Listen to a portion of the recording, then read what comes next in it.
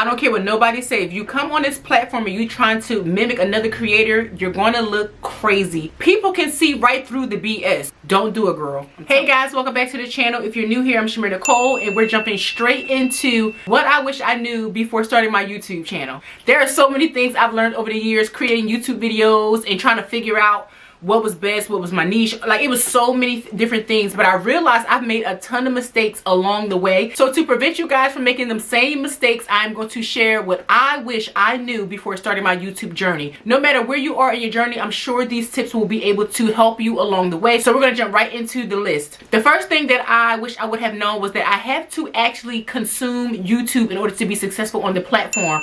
I have been one of those people for many years. I will create my content, make my video, post it, and go. Like, I didn't have time to sit down and watch YouTube videos all day. I'm not saying that it has to be, you know, 8 hours every day, but in order for you to be successful on the platform, you have to know how the platform works. You have to know what videos are trending, what topics are trending, the different types of thumbnails. Like, you have to be able to immerse yourself in the culture the same way you learn the language. Immerse yourself in the culture of YouTube in order for you to be successful at YouTube. So that is one thing I wish I would have done a little bit earlier on in my journey, because like I said, I would just post and go, and it was not effective because I did not know what was happening around me, and I really need to immerse myself in the culture in order for me to understand what works and what didn't work. So the only way you can do that is if you actually consume YouTube. Another thing I wish I would have done is, in the process of me learning to immerse myself in the culture of YouTube, was also to do YouTube research. As I said, learning what things are trending, what topics were popular, what things within my niche I could really utilize in terms of writing my descriptions and my captions and creating my thumbnails.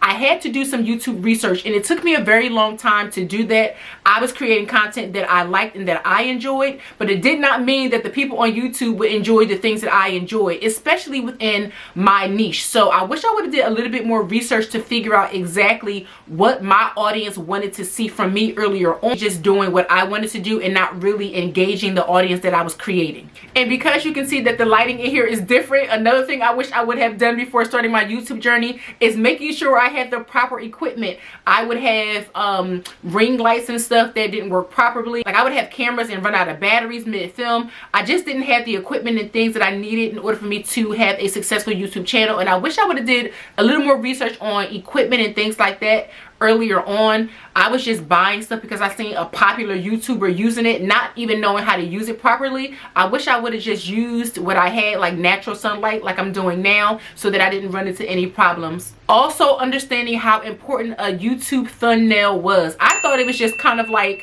a cover of a book, but then I thought about it. If it's a cover of a book, typically when you're inside of a bookstore, you see the cover of the book first. That would entice you to pick the book up. I kind of thought about it after the fact about how the YouTube thumbnail would look. I really didn't put too much planning or detail into it, and now I realize that your thumbnail is probably the number one thing that you should focus on before you even start the video. Yes, you have an idea, but if your idea cannot translate into your thumbnail and into creative content, and you're able to showcase that idea within that thumbnail, no matter what, is not going to work, because people are not going to be enticed to click on the thumbnail to get the content. So putting that extra hour and a half into really thinking about your thumbnail, or even longer, dedicating some time to that thumbnail to make sure that is an effective thumbnail to get people to click on the video, is one of the most important things about creating content here on YouTube, because if no one clicks, no one watches, and no one will see it. Another thing I wish I would have done earlier on is learning the importance of working smarter and not harder. I would sit down, and at this time, I was making hair content, so those videos took quite a long time because I was doing my hair on camera. I was trying to explain each step, and some of those hairstyles took hours to do. And so I really wish I would have learned to batch my content, meaning I wish I would have been able to make more than one video at a time, or figured out a way to take that one video and potentially make it into maybe 2 or 3 videos, instead of having to sit down every other day to create videos and I would have to go through the hair, I would have to go through the makeup, I would have to go through all of that every single time I sat down to create. When in turn, it would have been easier for me to have one day where I would film all of my videos, maybe 2 or 3, and I would batch that content in one day so that I didn't have to always sit down and feel like I was going through some type of large or big overtaking to get these videos done. So batching your content within one day was something I wish I would have learned earlier on in my YouTube journey. That basically means film a video, change your shirt, film another video, or film another video, change your hairstyle, comb it another way, put a different lipstick color on, ladies, something along those lines. But you can create all of your content in one day and then film and edit as you go along. Work smarter, not harder. Just like thumbnails, your titles of your videos mean a lot. Again, this is something that typically we wait until after we film our content to do. That is something that I definitely did earlier on in my YouTube journey, but I realized that that is not effective. The same way I took some time to create the thumbnail, I had to also do YouTube research to figure out what the title of my video was. And I did this by figuring out what keywords I needed to use, not only in my thumbnail, but also in my video title and in my video description. So again, becoming a student of YouTube and doing the research to figure out what keywords will work best to get your content out to the audience you're trying to find. So do the research and make sure you have appropriate titles and keywords on your video. This next tip is going to come across a little bit harsh, but I'm going to have to give you a reality check the same way I had to check myself when I realized this. No one cares about you. Okay, what I mean by this is when you are creating certain types of content, I'm going to use myself for an example. I have a vlog channel, and yes, I have a large following on this channel, but when I started a new channel and I started a vlog channel, I was talking about my life and the things that I enjoyed, and you know, showing you how I would like get ready with me's and things like that. But because nobody knew who I was on that channel, it didn't matter. So when I was creating those YouTube video titles, I would say something like, get ready with me to go to Target.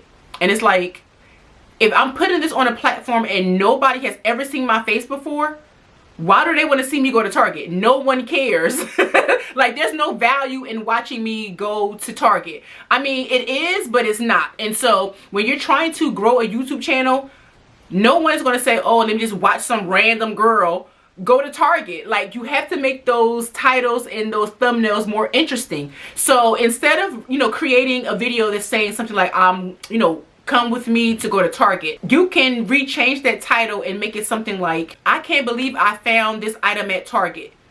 People will see that thumbnail and say, well, what did she find? What was at Target that was so unbelievable? It's going to give them some type of interest to make them be compelled to click on the video. Me just saying I'm going to Target is not going to be enough. It needs to be like, I found this item for $5 at Target, and then like put it on the screen and like have it blocked out so they can't actually see what the item is. But it's going to compel them to click because now they want to know. She went to Target, what'd she get? What was $5? You know what I'm saying? Like, you see how this is a more interesting title and it kind of draws you in. Like, the human curiosity is going to make you want to click on that. I had to have a reality check with myself. So when I was creating those video titles and those thumbnails, I had to realize no one cares. Make them care. So yeah, you know.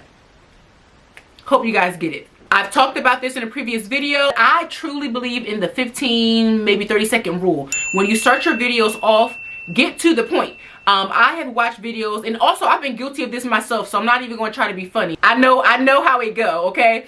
I have created videos and the intros were so long and so boring. And again, nobody cares. People are clicking on the videos because they either, you have some type of value that they're looking for. If it's a tutorial, they want to see how you did whatever it is that you were doing. If it's a vlog channel talking about you went to Turks and Caicos, people want to see Turks and Caicos. They don't want to spend the first 5 videos of you talking about, you know, the sandwich you got from the airport that was crusty. Like, people want to see Turks and Caicos. You see what I'm saying? So the first 15 to 30 seconds of your video needs to be able to grab their attention, hook your viewer so that they are watching and they're interested in what it is that you have to say. Get to the point. Your intros and all of those banners and all that stuff that you have going across the screen, I mean, it's cute and it's fancy. You know, you got your little design, you got your song on there that's like, okay, this is your brand. But if you're trying to build a YouTube channel, you're trying to build it fast, get to the point so that people can, you know, get the meat and potatoes of the video and spit out the bones. As I said earlier, you know, YouTube is definitely a place where you can do a ton of research to figure out who your audience is and figure out what it is that they want to watch, and also just to get some inspiration on, you know, the type of videos that you may want to create. But I really want to caution you guys that you do not want to copy another creator's content. It's so many different reasons why I can talk for hours about why that's just not the wave. Like, just don't do that. However, I'm going to tell you, if you start to copy another creator's content, two things are going to happen from the jump. One, people are going to notice. Second, you can't create content until the person you're copying creates content. So you're always going to be one or two steps behind the person you're copying. That is not going to create long-term YouTube success. And this is going to also translate into my final point. Be authentic from the beginning. Don't come on YouTube trying to mimic another creator and how she talks, how she dresses, he or she, but how they talk, how they dress. Just be you. Make sure that you are presenting yourself as authentically as you can. Even if you watch the videos back and you're like, oh my God, that's so cringe, I can't believe I said that. It's you. Like, this is who you are. And if you are deciding that you want to be a content creator, you have to come to terms with who you are. And this may be an opportunity for you to see some things that you may or may not like, that you can always adjust along your YouTube journey.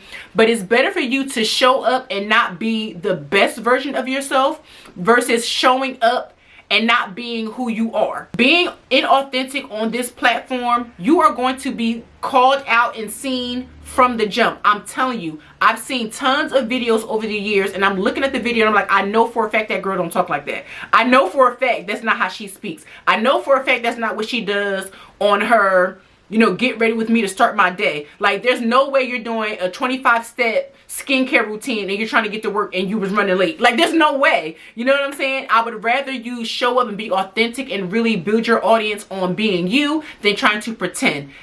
It's not going to work. You are not going to have longevity on this platform, and your audience is going to see through it straight away. So that's it, guys. I hope that these tips were informative for you guys so that you can understand some do's and don'ts of YouTube, the things that I wish I would have known when I started my YouTube journey all of those years ago, so that you do not make the same mistakes that I made. Thank you guys so much for watching, and I hope that you guys enjoyed. Don't forget to thumbs up, and I will be here same time, same place next week with another video. So nobody was going to tell me that my hair was coming out this ponytail. Like, okay, we're just going to act like that didn't happen, and we're just going to keep flowing with the video, okay? I'm actually going to leave that on right now because I feel like I look cute. We're going to leave that on for a little bit.